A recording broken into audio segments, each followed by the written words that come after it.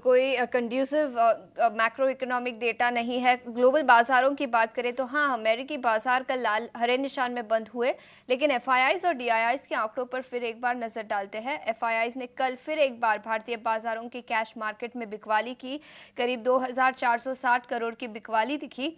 वही domestic institutional investors ने करीब 1500 करोड़ की खरीदारी की। इंडेक्स फ्यूचर्स में 1800 करोड़ की बिकवाली, इंडेक्स ऑप्शंस में करीब 6700 करोड़ की खरीदारी, स्टॉक फ्यूचर्स में 2000 करोड़ की बिकवाली, वही स्टॉक ऑप्शंस में करीब 1800 करोड़ की बिकवाली कल के सत्र में दिखी थी। और केवल एक स्टॉक एफएनओ बैन में रहेगा, जिसे कल के सत्र में इंक्लूड किया गया था, मन्नपुरम फाइनेंस। वो स्टॉक आज भी एफएनओ बैन में होगा। लेकिन कल के बाजार की सुस्ती के बाद आज कौन से लेवल्स पर नजर रखनी चाहिए, किस तरह की रणनीति बनानी चाहिए, ये बताने के लिए अब हमारे साथ डिम्पी जुड़ चुके हैं। Dimpy, good morning. बताएं, कल तो बैंक निफ्टी 50,000 के नीचे बंद होता हुआ नजर आया और निफ्टी भी 23,400 के नीचे बंद हुआ। आज कौन से लेवल्स पर नजर रखें? देखिए शीशा, कल सोमवार का दिन था और मार्केट में थोड़ा सा फॉल तो हुआ है, इसमें कोई दो राय नहीं। अगर आप लेवल चेक कर रहे होंगे तो दोनों के करीब 170 177 पॉइंट्स का करीब करीब दोनों में डाउन हुआ है।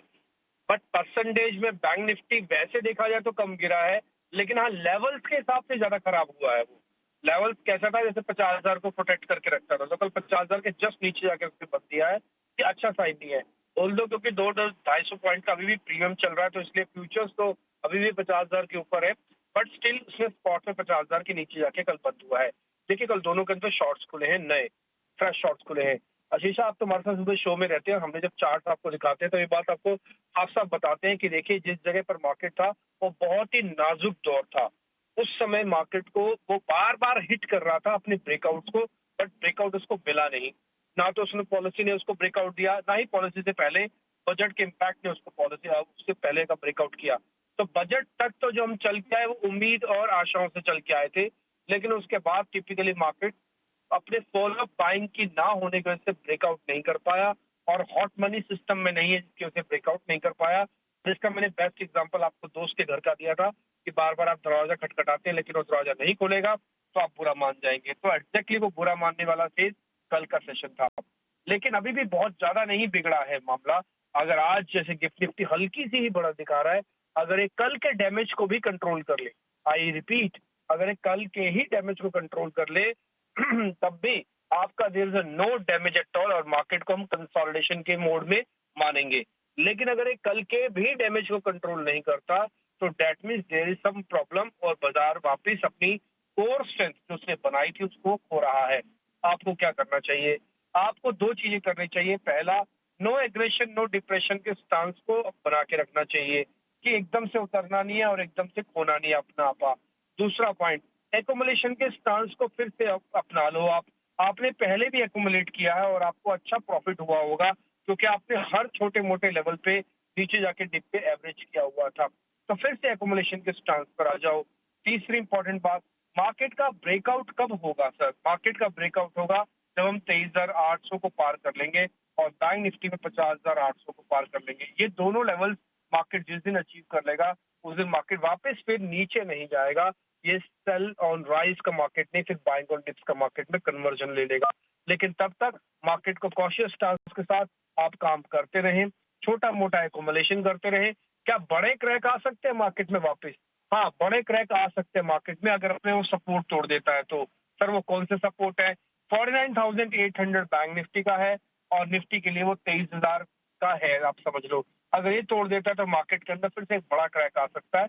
तब तक आपको ज्यादा डरने घबराने की चिंता नहीं है। ऑप्शंस ट्रेडर्स जो भी हैं सिस्टम के अंदर वो थोड़ा सा वेट एंड वॉच के साथ काम करें। कल भी मैंने आपसे कहा था कि अभी थोड़ा वेट एंड वॉच करने का दिन है, आज भी वेट एंड वॉच करने का दिन। ऑप्शंस ट्रेडर्स को ज्यादा एक्टिव होने की जरूरत नहीं। हाँ, बीच में 1 घंटा 2 घंटे का जो स्विंग आपको मिलता है, 14 साढ़े 14 का विक्स है, तो उसका बेनिफिट आप लेके एक छोटा मोटा स्विंग का बेनिफिट लेके आप काम करो। अदरवाइज थोड़ा सा बचो क्योंकि प्रीमियम मीटिंग दोनों तरफ से हो सकती है। दूसरा पॉइंट है, मनापुरम इज ओनली शेयर जो एफएडो बैन में है। पुट कॉल रेशियो, ये पॉइंट मैं आपको नोटिस करवा देता हूँ। निफ्टी का काफी कमजोर है। अगर आप कोई एक्सपेरिमेंट करना चाहते हैं पुल बैक का तो निफ्टी के साथ करना पहले बजाय बैंक निफ्टी के, क्योंकि निफ्टी का पुट कॉल रेशियो वो 0.75 आ गया जो कि ओवरसोल्ड कैटेगरी में जाता है। एफआईज की होल्डिंग में कोई मेजर चेंजेस नहीं, उल्टा 2% कम हुई है। अब वो 14% पे वापस हो गए हैं। ध्यान रखा जाए 20 से वापस 14 पे आए हैं, जो थोड़ा सा मार्केट को तो ये झेलना ही पड़ेगा। और अभी कोई वैसी मेजर कोई प्रॉब्लम नहीं है, market sideways to negative consolidation में। अक्यूमुलेशन करने की सलाह अभी भी होगी। डिम्पी, बहुत बहुत शुक्रिया समय निकालकर जुड़ने के लिए और सभी लेवल्स जहां पर आपको नज़र रखनी चाहिए उस पर विस्तार में चर्चा करने के लिए। लेकिन बाजार पर आपको किस तरह की स्ट्रैटेजी बनानी चाहिए, स्टॉक स्पेसिफिक आइडियाज़ कौन से होंगे, ये बताने के लिए अब हमारे साथ संतोष मीना जी जुड़ चुके हैं, स्वस्तिका इन्वेस्टमार्ट के head of research. Santosh ji, शुक्रिया समय निकालकर आज सुबह 18 आवर स्वदेश पर जुड़ने के लिए। आपने अभी अभी डिम्पी जी को सुना होगा, लेकिन आप बताएं कि आपकी भी स्ट्रैटेजी अक्यूमुलेशन की ही होगी आज सुबह? Good morning Ashisha. तो ये मार्केट थोड़ा सा अनसर्टेन जरूर है। हमने बजट के बाद जो रैली देखी थी वो फिजल आउट हुई है, ऊपर सस्टेन नहीं कर पाया है, डिसपॉइंट किया मार्केट ने। बट अब इम्पोर्टेंट जंक्शन के आसपास है 23,300 निफ्टी को 20 डे मूविंग एवरेज है, तो ये टेस्ट होगा कि निफ्टी कल बचा पाता है नहीं। कल तो आखिरी के आधे घंटे में थोड़ी रिकवरी आई, बचाने की कोशिश की, और बैंक निफ्टी 49,700 का जो लेवल है बहुत इंपॉर्टेंट है, क्योंकि एक डबल बॉटम का ब्रेकआउट लेवल था, उसके बाद तेजी देखी थी हमने बैंक निफ्टी में, तभी सपोर्ट का काम करेगा। तो दोनों ही इंपॉर्टेंट लेवल के आसपास है 23,300, 49,700। तो जब तक ये लेवल होल्ड है, एक होप बनी रहेगी कि शायद मार्केट वापस रिकवरी दिखाए। लेकिन इन केस ये लेवल ब्रेक होते हैं तो हम ये मानेंगे कि जो रैली आई थी ये काउंटर ट्रेंड रैली थी, और अभी मार्केट वापस अपना जो प्राइमरी ट्रेंड है डाउन साइड का वो कंटिन्यू करेगा और पुराने लोग की ओर भी जा सकता है। सो ये लेवल वॉच कीजिए। अच्छी बात ये है कि बैंक निफ्टी स्ट्रेंथ शो कर रहा है। ऑप्शन का डेटा भी देखे तो 50,000 के पुट राइटर कॉन्फिडेंस शो कर रहे हैं। तो अगर कोई लीड लेगा यहाँ से तो बैंक निफ्टी लेगा। प्राइवेट बैंकिंग स्टॉक स्ट्रॉन्ग नजर आ रहे हैं, तो इन चीजों पर नजर रखिए। बस एक चीज मैं सजेस्ट करूंगा, अभी थोड़ा सा मिड कैप स्मॉल कैप को अवॉइड कीजिए, वहां मुझे लगता है पेन अभी भी रहेगा, और परफॉर्मेंस आपको लार्ज कैप में ही दिखेगा अगर मार्केट में रिकवरी भी आती है तो। परफॉर्मेंस लार्ज कैप स्टॉक्स में ही दिखेगा, लेकिन बैंकिंग सेक्टर से कोई स्टॉक स्पेसिफिक आइडिया आज सुबह? यस, मेरा पिक भी बैंकिंग स्पेस से ही है। मुझे लगता है कि अगर आउट परफॉर्मेंस आएगा तो बैंकिंग स्टॉक्स में ही आएगा। कल भी हम देखें तो कोटक महिंद्रा बैंक जो है स्ट्रॉन्ग आउट परफॉर्मर रहा है, नतीजों के बाद इसमें स्ट्रेंथ देखने को मिल रही है।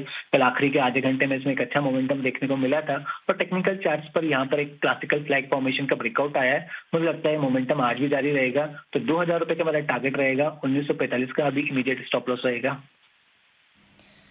कोटक महिंद्रा बैंक पर खरीदारी की राय 2000 तक के लेवल्स नजर आ सकते हैं, और 2945 1945 का स्टॉप लॉस बनाने की सलाह और 2000 का टारगेट। आगे बढ़ते हैं कमोडिटी मार्केट पर। अखिलेश जैन ने अपने कॉल्स हम तक जरूर भेजे हैं, उस पर फोकस करेंगे। सबसे पहले कच्चे तेल, जहां पर पिछले कुछ दिनों में वॉलेटिलिटी दिखी है, तो क्रूड पर खरीदारी की राय 6300 के लेवल्स पर, जहां पर उनका मानना है कि 6425 तक के लेवल्स नजर आ सकते हैं, और 6260 का स्टॉप लॉस बनाने की सलाह। इसी के साथ नेचुरल गैस, यहां पर भी खरीदारी की राय दी है। 311 से 317 तक के लेवल्स नजर आ सकते हैं। तो कच्चे तेल और नेचुरल गैस दोनों पर खरीदारी की राय अखिलेश जैन की तरफ से